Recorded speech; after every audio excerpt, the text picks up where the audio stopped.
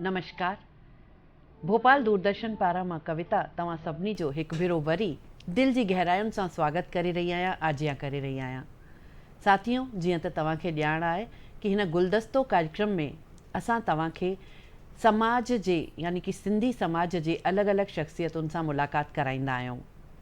अॼु असां सां गॾु स्टूडियो में मौजूदु आहिनि मध्य प्रदेश सिंधी साहित्य अकादमी जा निदेशक ऐं भारतीय सिंधु सभा जा राष्ट्रीय महासचिव श्री राजेश वाधवानी जी। पेशे सां पत्रकार, प्रखर वक्ता, ज़मीनी रूप सां कमु करण वारा, सहज, सरल, सहृदय, इहे इन्हनि जी शख़्सियत जूं जेके कुझु ख़ासि ॻाल्हियूं आहिनि उहे मां तव्हांखे ॿुधायूं। राजेश जी, तव्हांजो असांजे स्टूडियो में स्वागत आहे ऐं आजियां आहे। राजेश जी, हूअं त तव्हां पहिरीं बि असांजे हिन कार्यक्रम में अची चुका आहियो, तव्हां सां सभई वाक़िफ़ आहिनि, पर अॼु जीअं त मां ऑडियंस खे ॿुधाइणु चाहींदसि कि अॼु असां जंहिं मुद्दे ते ॻाल्हाईंदासीं उहो असां सभिनी जे दिलुनि सां जुड़ियल विषय आहे। ऐं तव्हां समाज सेवा सां जुड़ियल आहियो, समाज हित सां जुड़ियल आहियो, लेकिन उन्हनि सभिनी खां इतर तव्हां बतौर पत्रकार शुरूआति कई ऐं सिंधियत सां गहरो जुड़ियल आहियो। त सभिनी खां पहिरीं त हिकु सवाल जेको ॾाढनि जे दिलि में ईंदो हूंदो, असां सिंधी हूंदे असां आज़ादीअ जी लड़ाईअ में छा खोयोसीं, छा पातोसीं, इहो हिकु ॾाढो वॾो सवालु आहे। पर जॾहिं बि सिंधी समाज जी जे योगदान जी ॻाल्हि ईंदी आहे आज़ादीअ जी लड़ाईअ में, त आङुरियुनि ते ॻिणण वारा नाला साम्हूं ईंदा आहिनि, पर हक़ीक़त कुझु ॿी आहे।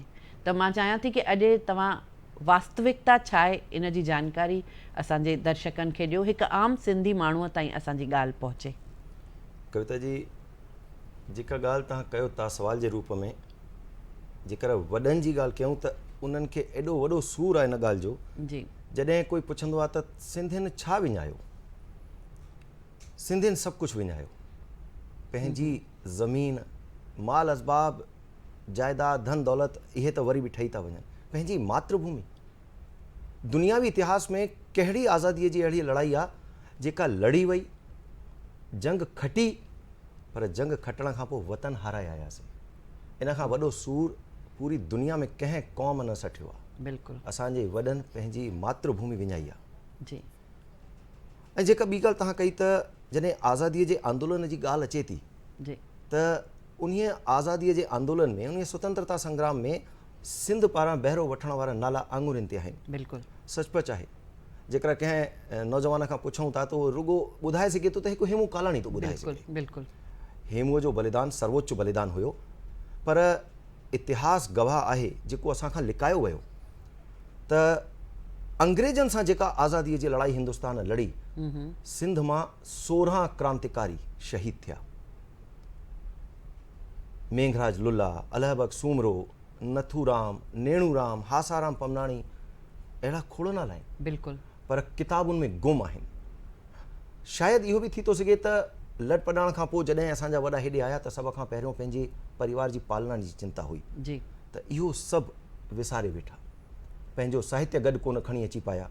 साहित्य न हो त इहे सभु ॻाल्हियूं बि लिकी वियूं, पर पोइ जी सरकारुनि बि असां सां न्याय कोन कयो। जी। हिंदुस्तान जे आज़ादीअ जी लड़ाईअ में अंग्रेजनि सां 16 नौजवान सिंध मां शहीद थिया। 300 खां वधीक क्रांतिकारी जेल यात्राऊं करे आया। बिल्कुलु। ॾाढो अजब थो लॻे इहो ॿुधाईंदे त जेका ॻाल्हि लिकाई वई आहे, इतिहास जे पन्ननि में कोन आहे। मोहिनी दीपचंद बालाणी हिकु ज़ाइफ़ा 12 दफ़ा जेल यात्रा करे आई। 12 दफ़ा। ऐं हिकिड़ो भेरो उहा गौरारी हुई, गर्भवती हुई, जेल यात्रा आज़ादीअ जे आंदोलन में। लूण कानून जे ख़िलाफ़ सिंध में जेका लड़ाई शुरू थी, जेको सत्याग्रह शुरू थियो, 5000 नारियूं, 5000 माताऊं घिटी घिटीअ में वञी करे पाणीअ जी बाल्टी खणी, समुंड जे पाणीअ जी बाल्टी खणी लूण कानून जो उल्लंघन कयूं। 5000 नारियूं, छड़ो कराचीअ में। सच्चानंद फेरूमल थावाणी हिकिड़ो परिवार हो, उन जा 12 भाती जेल यात्रा करे आया। ऐं खेमचंद बालाणी परिवार जा 40 भाती हिकु साण जेल यात्रा करे आया। मतिलबु हिकु ई परिवार जा 40 भाती। जी। इहे त सामान्य ॻाल्हियूं आहिनि जेके सभिनी जे साम्हूं अचणियूं खपनि। पाण पंजाब केसरी लाला लाजपत राय चयो त अमृतसर में जेको कांग्रेस जो अधिवेशन थियो, उन खां पुछऊं त भई सिंध में जेको माहौल मां ॾिसां थो, उहो ॾिसी करे लॻे थो त समूरे हिंदुस्तान खे सिंध जे आज़ादीअ जे आंदोलन खां प्रेरणा वठणी खपे। वीर सावरकर चयो त सिंध में जेको उत्साह आहे उहो ॾिसण लाइक़ु आहे। लोकमान्य बाल गंगाधर तिलक त एतिरो चयो त सिंध में जेका आज़ादीअ जी हलचल आहे उनखे ॾिसी लॻे थो त भारत माता हाणे वधीक गुलाम न रहंदी। एतिरो कुझु हुयो, पर इहो सभु इतिहास जे पन्ननि में किथे आहे? ऐं उन खां पोइ असां खां पुछंदा आहिनि त आज़ादीअ जी लड़ाईअ में सिंधियुनि जो योगदानु छा आहे? अरे अंग्रेज़नि सां त इहा लड़ाईअ में योगदानु रहियो, पर उन खां पहिरियों मुगल काल खां वठी करे जी बिल्कुलु जेतिरा विदेशी आक्रमण थिया सिंध पासे ॾांहुं थिया, सिंध उहे हमला झेलिया। जी राजा दाहिर जी शहादत न थिया, धोखे सां हुननि जो क़त्ल न कयो वियो हुजे हा त शायदि अॼु जो इतिहास कुझु ॿियो ॿियो हुजे हा। हुजे। पर इहो बि सभु हिंदुस्तान जे इतिहास में सुहिणे नमूने दर्ज न आहे, जंहिं सम्मान सां हुजणु खपे। बिल्कुलु जहिड़े नमूने तव्हां ॿुधायो था त इहो साफ़ ज़ाहिर आहे कि इतिहास में घणेई ॻाल्हियूं लिकायूं वयूं ऐं इतिहास सां छेड़छाड़ बि कई वई। पर हाणे जॾहिं इहा ॼाण जानकारी धीरे धीरे साम्हूं अची रही आहे त मूंखे लॻे थो कि अहिड़ी कोशिशूं हाणे थियणु खपनि जंहिंसां इहे जेके लिकियल असांजा लाल आहिनि, असांजा क्रांतिकारी आहिनि, उन्हनि जा नाला सभिनी जे आॾो अचनि, सभिनी जे अॻितां अचनि। छो त इहो न थींदो त असांजी नई टही उन्हनि सां कीअं मुखातिब थींदी। त इन जे लाइ कुझु तव्हां भारतीय सिंधु सभा जा राष्ट्रीय महामंत्री बि आहियो ऐं बेसिकली तव्हां समाज हित जो सोचींदा आहियो ऐं मध्य प्रदेश सिंधी साहित्य अकादमी जी बागडोर बि तव्हांजे हथ में आहे हिन वक़्तु। त जंहिं जॻह ते तव्हां वेठा आहियो उन जॻह ते वेही करे तव्हां जंहिं तरह पंहिंजो फ़र्ज़ु निभाए रहिया आहियो उनखे तो असां सैल्यूट कंदासीं, पर इन जे लाइ कुझु कोशिशूं कहिड़े नमूने थियूं करे सघजनि? जी दीदी, मां जॾहिं कार्यभार संभालियो डायरेक्टर जे रूप में त मुंहिंजे साम्हूं ॿ ख़ासि ॻाल्हियूं आयूं त असांजे संत समाज जो सही वर्णन साहित्य जे रूप में कोन्हे ऐं सिंध में जेका लड़ाई हिंदुस्तान जी आज़ादी जे लाइ लड़ी वई उहा बि ॿाहिरि साहित्य जे रूप में कोन्हे। पर थोरो वक़्तु पोइ मूंखे ख़बर पई त श्रद्धेय भगत प्रकाश जी हिकु संत साहित्य जे रूप में ॾाढो सुहिणो ग्रंथ कढियो आहे, पर जेके क्रांतिकारी जेके पंहिंजा वीर महापुरुष आहिनि उन्हनि जो साहित्य अञा अॻिते कोन अची पायो आहे। इन ते सिंधी साहित्य अकादमी कमु करे थी ऐं ॾाढो जल्दी इन ते सुहिणो साहित्य असां सभिनीनि जे साम्हूं पेश कंदासीं, जंहिंमें सिंध जो उहो गौरव बि सभिनी जे साम्हूं ईंदो त देश जी आज़ादीअ में सिंध जो योगदानु केॾो वॾो हुयो जेके असां विसारे वेठा आहियूं। इहो पुस्तक जे रूप में साम्हूं अचे, इहो प्रयास आहे। तमामु सुठी ॻाल्हि तव्हां चई, पर मूंखे यादि थो अचे कंहिं कार्यक्रम में तव्हां हिकु कोशिशि कई हुई, हिकु प्रयास कयो हो कि स्वतंत्रता संग्राम सेनानी जेके सिंधी आहिनि ऐं उन्हनि जे योगदान ते कुझु प्रदर्शनी वग़ैरह बि लॻाई हुई, उन जे बारे में कुझु ॼाण? जी, कुझु अहिड़ा चित्र मूंखे रायपुर जे प्रेम तनवाणी साहब जे माध्यम सां मिलिया जंहिंसां ख़बर पई त सिंध जो एतिरो गौरवशाली इतिहास आज़ादीअ जी लड़ाईअ जो बि रहियो आहे। उन्हीअ जो चित्रांकन करायो ऐं पोइ 7 खां 8 शहरुनि में उहा प्रदर्शनी भव्य तरीक़े सां असां लॻाईसीं ऐं नौजवान साथी त ॾिसी करे अजब पिया कनि। हू चवनि पिया त हिंदुस्तान जी आज़ादीअ जी लड़ाई में असांजो एॾो वॾो योगदानु आहे, असांखे ख़बर ई कोन हुई, छो जो स्कूली पाठ्यक्रम में इहो सभु कुझु दर्ज कोन्हे। पर उन प्रदर्शनी खे अॻिते बि असां अञा लॻाईंदा रहंदासीं ऐं प्रदर्शनी जो स्वरूप अञा असां विस्तृत करण वारा आहियूं। इन जे लाइ बि असां कुझु साथियुनि सां ॻाल्हि कई आहे। पर मां अॼु हिन कार्यक्रम जे माध्यम सां बि ख़ासि तौर सां मध्य प्रदेश जे साहित्यकारनि खे हिकिड़ो अर्ज़ु थो कयां, मां पहिरियों बि करे चुको आहियां त जेतिरो जल्दी थी सघे स्वतंत्रता संग्राम में सिंध जो योगदानु इन्हीअ ते कुझु मटेरियल ॾियो, कोई सामग्री ॾियो जेके असां पुस्तक जे रूप में प्रकाशित कयूं। इहो ॾाढो ज़रूरी आहे। आज़ादीअ जो अमृत महोत्सव हींअर बि असां मनाए रहिया आहियूं। अमर बलिदानी हेमू कालाणी जो जन्म शताब्दी वर्ष आहे। इन दौरान इहो कार्य शुरू थिए, जल्द में जल्द पूरो थिए त मां अकादमी निदेशक जे रूप में उन्हनि साहित्यकारनि जो थोराइतो रहंदुसि।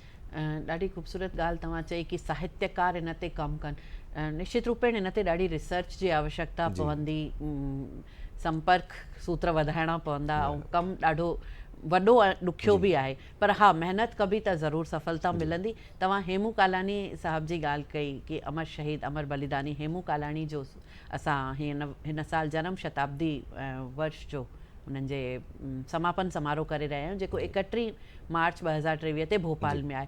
इन कार्यक्रम जे संबंध में ॿुधाईंदा? ऐं कार्यक्रम जे संबंध में त मूंखे लॻे थो कि ॾाढी जागरूकता अची चुकी आहे, पर हेमू कालाणी जे बारे में थोरो सो ॿुधाईंदा त उहा बि ॼाण असांजे ऑडियंस खे मिलंदी। वास्तव में हिंदुस्तान जी आज़ादीअ जी लड़ाईअ में जेके महानायक हुआ उन्हनि में हिकु नालो आहे सोनारे अखरनि में लिखण लाइक़ु अमर बलिदानी हेमू कालाणी। हेमू जे बारे में ॾाढो घटि साहित्य, ॾाढी घटि सामग्री असांखे आहे, छो जो 19 साले जी उमिरि में उहो लाखीणो लाल भारत माता जे जयकारा लॻाईंदे फांसीअ जो फंदो चुमी करे पंहिंजो सर्वोच्च बलिदान ॾेई करे हलंदो थियो। पर हेमूअ जे जीवन चरित्र जे बारे में जॾहिं थोरो घणो ॿियो वधीक पढ़ण जी मां कोशिशि कई त ख़बर पई 7 दर्जे में जॾहिं हू पढ़ंदो हो तॾहिं खां आज़ादीअ जी हलचल में हुन बहिरो वरितो हुई। पहिरियों हू गांधी जी सां प्रभावित हो, पर तंहिंखां पोइ हुन ते भगत सिंह जो ॾाढो गहरो प्रभाव पियो। जी जी जॾहिं हेमू 8 दर्जे में पढ़ंदो हो त हिकिड़ो दफ़ो घर में नोड़ी खणी करे हिकिड़ो फंदो ठाहे करे उन खे पंहिंजी ॻिचीअ में विझी करे जीअं माण्हू फांसी लॻाईंदो आहे जी अहिड़ी कोशिशि पियो करे। संदसि माउ ॾिठो त घबराइजी वई, चई हेमू ही छा थो करे? चई अमड़ मां ॾिसां थो त जॾहिं मूंखे फांसी लॻंदी त ओॾी महिल मूंखे छा अनुभव थींदो, छा अहसासु थींदो। मानस घबराइजी वई त तोखे फांसी छो लॻंदी? चई हा, मां भारत माता खे आज़ादु करण लाइ अंग्रेजनि सां लड़ाई थो लड़ां ऐं इन जी शुरूआति मां कई आहे, पर जॾहिं मूंखे फांसी लॻण जो मौक़ो ईंदो त ईअं न थिए मां ॾकां, त मां उन जो अभ्यास करे रहियो आहियां। वाह, अहिड़ो बलिदानी हेमू कालाणी 8 दर्जे में पढ़ंदड़, अॼु जे 8 दर्जे में पढ़ंदड़ ॿार न, जी 1940 जे आसपास जी ॻाल्हि, कीअं उन जे मन में इहे अहसास जाॻिया हूंदा, कीअं उन आज़ादीअ जे आंदोलन में पंहिंजो बलिदान ॾियण जी ॻाल्हि सोची हूंदी। इहो सभु अॼु जी नई टहीअ जे साम्हूं अचिणो खपे। हेमूअ फांसी छो फांसी हेमूअ खे लॻी? अंग्रेजनि जो असलो बारूद खणी करे हिकिड़ी रेलगाॾी अचे पई, उहा रेलगाॾी पलटाइण लाइ जी पटरी उखाड़ण वियो, दोस्तनि सां गॾु हुयो, दोस्तनि खे भॼाए छॾियईं जॾहिं अंग्रेज सिपाहियुनि ॾिठो, पर पाण खे अंग्रेजनि जे हवाले करे छॾियईं ताकी दोस्त वञनि ऐं उनजो मिशन चालू रहे। मिशन अधूरो न रहे, जेकर सभु पकड़ाइजी वञनि हा त उनजो मिशन अधूरो रहे हा। जी साथियुनि खे ढीकाए कढियईं, पाण खे हवाले कयईं ऐं आख़िरी दम ताईं साथियुनि जा नाला कोन ॿुधायईं। 7 कलाक बर्फ़ जी सिलीअ ते सुम्हायो वियो, जी हंटर हणी लूणु विधो वियो, तंहिंखां पोइ बि हेमू रिझियो कोन। संदसि माउ जॾहिं आई त चईं अमड़ रोअंजांइ न। ऐं सभिनीनि खां वॾी ॻाल्हि, जेल में दाख़िले खां पोइ जंहिं महिल हुनजो वज़न कयो वियो ऐं फांसीअ खां ठीकु पहिरियों वज़न कयो वियो, 8 पाउंड वज़न हेमूअ जो वधियलु हुयो। वाह, जेल में को हुनखे माल न मिलिया हूंदा, को ताम न मिलिया हूंदा, पर आज़ादीअ जो अहिड़ो परवानो, संदसि दिलि में एतिरो जुनून, एतिरो जज़्बो, जी उन जज़्बे उन जे वज़न खे वधायो, उन जे जोश खे वधायो। भगत सिंह खां घटि उनजो कुर्बानी गौरवमयी कुर्बानी नाहे, उनजो बलिदान कंहिं बि नमूने चंद्रशेखर आज़ाद खां घटि कान्हे। पर हेमूअ जो जीवन चरित्र बि भारत जे साम्हूं, हिंदुस्तान जे साम्हूं उन रूप में अचिणो खपे जंहिं नमूने ॿियनि वीर क्रांतिकारियुनि जो आहे। जी इन कड़ी में जन्म जी। शताब्दी वर्ष समारोह जे अंतर्गत खोड़ कार्यक्रम हिंदुस्तान जे कुंड कुश में थी रहिया आहिनि। 31 मार्च त हिते भोपाल में जी। ई लाल परेड मैदान ते वॾो जी। कार्यक्रम आहे। परम पूजनीय सत्संग चालक अचनि था, हिंदुस्तान खां 1 लख खां वधीक सिंधी इन कार्यक्रम में कठा थींदा ऐं अमर बलिदानी हेमू कालाणीअ जे नाले ते कठा थींदा। इहा ॾाढी गौरव जी ॻाल्हि आहे। जी तव्हां हिकिड़ी ॻाल्हि चई कि हेमूअ जी कुर्बानी कंहिं बि क्रांतिकारीअ खां घटि कोन्हे, इहा वास्तविकता, इहा सच्चाई आहे। पर अफ़सोस जी ॻाल्हि आहे कि असांजी नई टहीअ खे इहे ॻाल्हियूं ख़बर ई कोन्हनि। ऐं तव्हां जीअं ॿुधायो कि कोशिशूं बि थी रहियूं आहिनि, स्कूली पाठ्यक्रम में असां शामिलु कराए था सघूं, उन जे लाइ कुझु कोशिशूं अगरि करे सघूं त तव्हांखे छा थो लॻे? कि बिल्कुलु, ऐं हींअर मूंखे लॻे थो त हिन दफ़े इहो कमु थियणो खपे। उत्तर प्रदेश में अहिड़ो थी चुको आहे, राजस्थान में त हेमू कालाणी जो जीवन चरित्र स्कूली पाठ्यक्रम में आहे। मध्य प्रदेश में बि असां सरकार खे इहो आग्रह कंदासीं त ईंदड़ साल जेको नओं पाठ्यक्रम ठहे उन में हेमू कालाणी जो जीवन चरित्र कंहिं बि हिकु दर्जे जी किताब में ज़रूरु अचणु खपे। क्रांतिकारी कोई बि रहियो आहे, उन जो जी योगदान कंहिं बि नमूने घटि न रहियो आहे, पर हेमूअ जो बलिदान सभिनीनि जे साम्हूं अचणु ज़रूरी आहे। ज़रूरी आहे, तमामु ज़रूरी आहे। ऐं उहो शायदि उनजो रस्तो इहो ई आहे कि स्कूली पाठ्यक्रम में शामिलु कयो वञे, छो त नई टहीअ खे ॿिए कहिड़े नमूने जोड़े थो सघिजे। उन जे लाइ प्रयास त अकेडमी जे थ्रू बि हली रहिया आहिनि, अकेडमी जे ज़रिए बि हली रहिया आहिनि। मध्य प्रदेश सिंधी साहित्य अकेडमी हिन वक़्तु ॿियनि किन ॻाल्हियुनि जी तरफ़ ध्यानु ॾेई रही आहे? तव्हांजे नेतृत्व में उन जी जानकारी ॾींदा। पहिरें साल मुंहिंजो अधु कार्यकाल कोविड जे करे निकितो, जी छड़ो कुझु आभासी कार्यक्रम थिया, ऑनलाइन कार्यक्रम थिया, पर जी। उन खां पोइ जॾहिं खुलियो त कुझु नवाचार कयासीं। हींअर हिन साल मां प्रयास कयो आहे त उन्हनि स्थाननि ते वञी करे अकेडमी जे ज़रिए कुझु साहित्यिक कार्यक्रम कयूं जी जिते कॾहिं अकेडमी जा कार्यक्रम थिया कोन हुआ। थिया आहिनि त साल पहिरियों थिया आहिनि। ऐं साहित्यिक कार्यक्रमनि जे लाइ मां माध्यम चुनियो आहे अदबी संगत खे, पंहिंजी काव्य गोष्ठियुनि खे। ॾिसो, गीत संगीत लोक नृत्य इहो पंहिंजी जॻह ते आहे, जी पर साहित्य जो प्रस्तुतिकरण नाटक ऐं काव्य गोष्ठी जे माध्यम सां वधीक सुहिणे नमूने थी थो सघे। बिल्कुलु ऐं इन्हीअ में असां ॾाढो पुठिते आहियूं, असां नच टप में ॾाढो अॻिते आहियूं। जी लॻभॻि हर शहर मां जातां कार्यक्रम अकेडमी खां घुरंदा आहिनि समाज सेवी, जी। त उहे चवंदा आहिनि असांखे गीत संगीत जो कार्यक्रम ॾियो, थोरो मौज मस्ती खपे। मां उन्हनि खे इहो निवेदन कंदो आहियां त मौज मस्ती नचण टपण त असां पंहिंजे व्यक्तिगत करे कार्यक्रमनि में बि वठंदा आहियूं। कयूं था जी, पिया, बिल्कुलु। पर काव्य जे माध्यम सां, कहाणी कला जे माध्यम सां ऐं नाटकनि जे माध्यम सां सिंधी साहित्य जो उहो प्रस्तुतिकरण थी थो सघे जेको प्रभावी बि थींदो ऐं माण्हुनि खे यादि बि रहंदो। ऐं मूंखे ख़ुशी आहे त हींअर हिन साल जी 3 कवि सम्मेलन अहिड़ा थिया जंहिंमें 600 खां वधीक श्रोताउनि जी उपस्थिति हुई। तमामु इन खां सुठो। पहिरियों मां ॿुधंदो हुउसि त 100 ऐं 150 जे विच में काव्य गोष्ठियूं थियूं आहिनि, जी। पर हिन दफ़े कटनी में हींअर कयोसीं, 450 खां वधीक उते श्रोता हुआ। पिपरिया करे आयासीं, दीदी नंढड़ी जॻह आहे, 400 खनि घर आहिनि। जी। मूंखे ख़ुशी थी त उते 750 कुर्सियूं लॻल हुयूं, उहे पूरियूं फुल हुयूं ऐं उन जे अलावा कुझु भाउर बीठा हुआ। इहे काव्य गोष्ठी जे प्रति समाज जो रुझान वधंदड़ ॾिसां थो, सुठो थो लॻे। हाणे हिकु नवाचार करण जी इच्छा मन में आई आहे जी। त सिंधी आखाणियूं कहाणियूं जेके आहिनि उहे बि हर कार्यक्रम में हिकु आखाणी असां प्रस्तुत करायूं, कंहिं न कंहिं रचनाकार जे माध्यम सां, कहानीकार जे जी, माध्यम ॾाढी सां। सुठी, इहा ॾाढी सुठी ॻाल्हि तव्हां चई। अमूमन मूंखे यादि आहे असां जॾहिं नंढा हूंदा हुआसीं या असांजो जेको नंढपण बालपन गुज़रियो आहे उन में असांजा ॾाॾा ॾाॾियूं असांखे घर में आखाणियूं ॿुधंदासीं। पर हाणे त तकलीफ़ इन ॻाल्हि जी आहे कि परिवार बि नंढा थी विया आहिनि, ॿार बि वॾनि खां परे था रहनि, त उन्हनि ताईं असांजूं जेके लोक कथाऊं आहिनि, असांजूं आखाणियूं आहिनि, उहे पहुची नथियूं सघनि। त उन जे लाइ अगरि तव्हां इहा शुरूआति करे रहिया आहियो त हिकु ॾाढी सुठी शुरूआति मां हिन खे मञींदसि कि हिकु ॾाढी सही ॻाल्हि थींदी।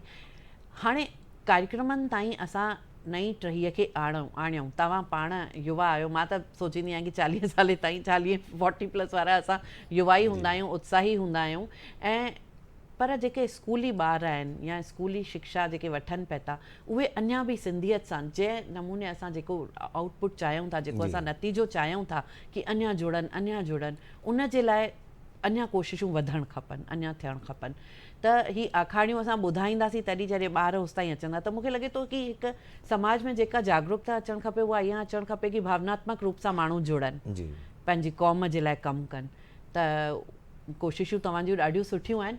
हाणे मां इहो चाहींदसि कि तव्हां हेमूअ जे बारे में ॿुधायो, तव्हां ही ॿुधायो हाणे तयारियूं जेके 31 मार्च जो कार्यक्रम आहे, मूंखे बि ॼाण आहे कि ॾाढी ज़ोर शोर सां तयारियूं थी रहियूं आहिनि। ऐं तव्हां त एतिरा प्रवास करे रहिया आहियो, बिल्कुलु मध्य प्रदेश जे कुंड ऐं कुर्छ में नंढनि ॻोठनि में वञी करे बि तव्हां प्रवास करे माण्हुनि में जागरूकता आणे रहिया आहियो। इन में तव्हांजो अनुभव छा रहियो आहे? माण्हुनि में केतिरी जागरूकता आहे ऐं छा रिस्पॉन्स मिली रहियो आहे उन्हनि जो? दीदी, भारतीय सिंधु सभा जे उहिदेदार जे नाते मुंहिंजो 31 मार्च जे कार्यक्रम लाइ जिते जिते वञणु थियो, जी। अनुभव ॾाढो सुठो रहियो। माण्हुनि में हुब आहे त असां पंहिंजे गौरवशाली इतिहास खे जेको विसारे वेठा आहियूं उहो वरी पुनर्जीवित कयूं ऐं नई टहीअ खे उन इतिहास सां अवगत करायूं, उन्हनि खे ॼाण ॾियूं।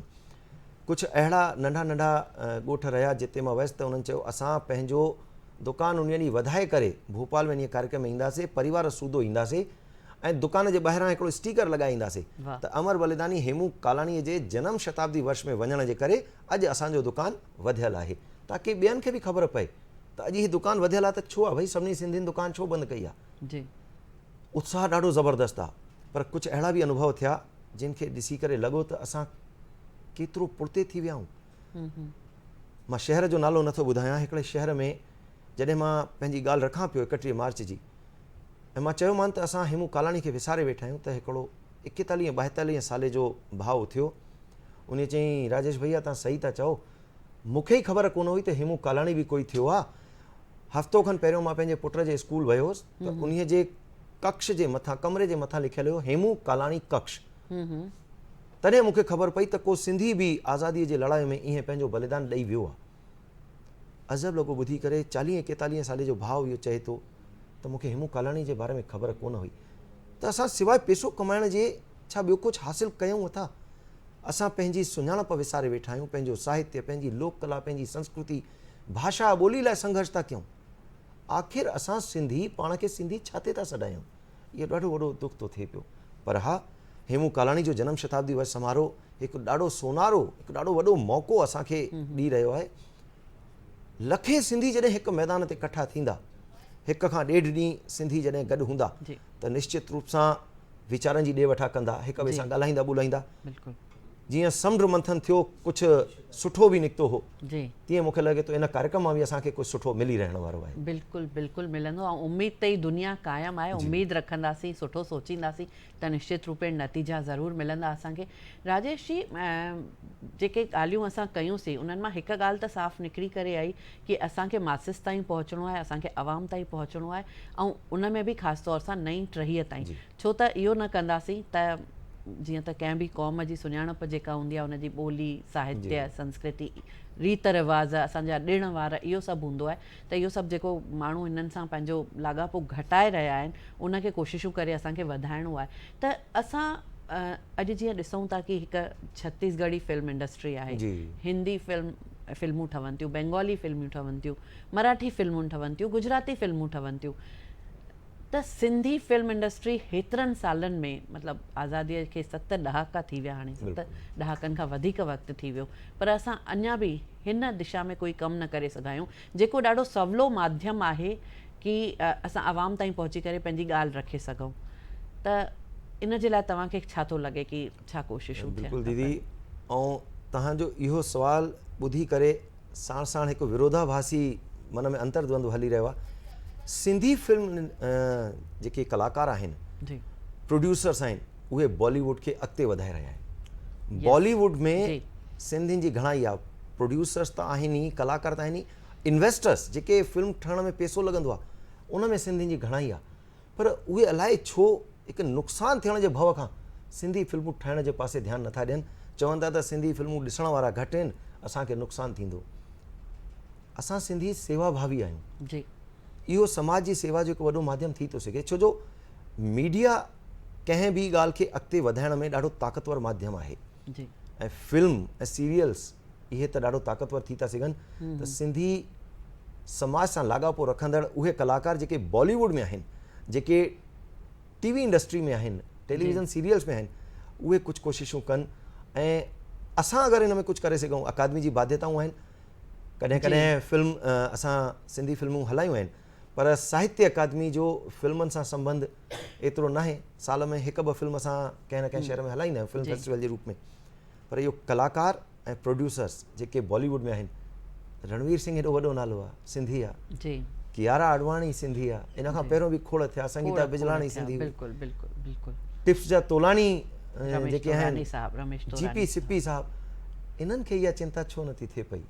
ऐं ईअं न आहे त नुक़सान में वेंदा, हिकु अधु खेल में नुक़सानु थी थो सघे, पर शुरूआति थींदी। असां तव्हां बि प्रयास कंदासीं भई इहे खेल ॾिसण लाइ सिंधी वधि में वधि वञनि। पहिरियों खेल सफल न थिया आहिनि छा? मां ॿुधो आहे अबाणा, बिल्कुलु बिल्कुलु, मां उन खां पोइ वरी छल धीअर न ॼमनि। जी जी, मां इन ॻाल्हि ते अचण ई वारी हुयमि कि जेको वक़्तु पहिरीं हो, उन वक़्त ते मतिलबु आज़ादीअ खां पोइ जो जेको वक़्तु हो, उन वक़्त ते पाण अॼु खां वधीक बजट जूं फिल्मूं ठहियूं, अबाणा थी, छल धीअर ॼमनि थियूं, झूलेलाल थी, ॾाढियूं फिल्मूं ठहियूं, पर हाणे पाण अञा घटि थो ध्यानु ॾिनो वञे।